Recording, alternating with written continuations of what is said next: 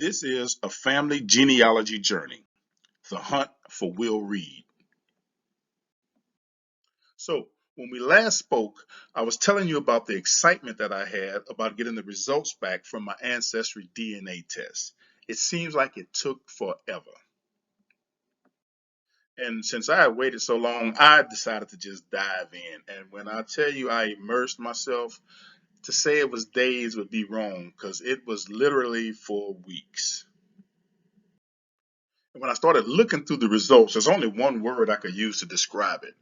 I was completely amazed at what I was looking at. I mean, it was showing me exactly how wide our family trees really branch. The first name that I came across that threw me for a loop was Clyburn. I came across this lady, and I shared just as much DNA with her as I do with my cousin Barbara, whose grandfather was my grandfather's brother, and I consider myself to be close with cousin Barbara.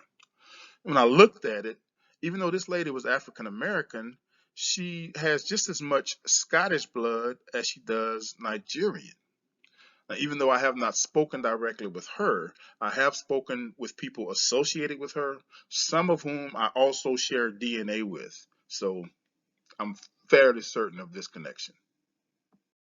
Now, through my research, I've uncovered documents that show that her grandfather was from a town called Kershaw, South Carolina. But wait, there's so much more. I also uncovered a connection to these three individuals. Now, the connection isn't nearly as strong as it is to the first individual, but we're still connected.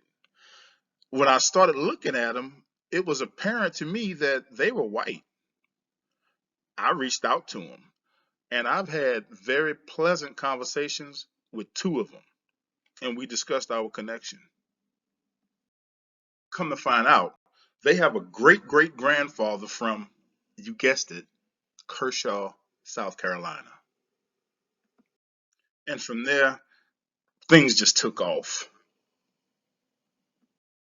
Come to find out, their association is through the brother of the man who would become the owner of what was known as the Uriah Plantation in Kershaw, South Carolina.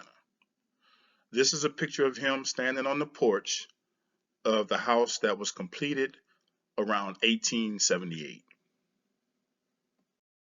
This is a picture of the house on that property in 2010.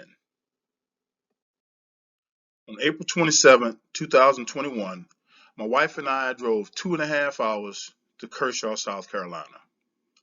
I pulled up to the house at that address and I walked on the porch and I rang the doorbell. And I'm pretty sure you already know what happens next.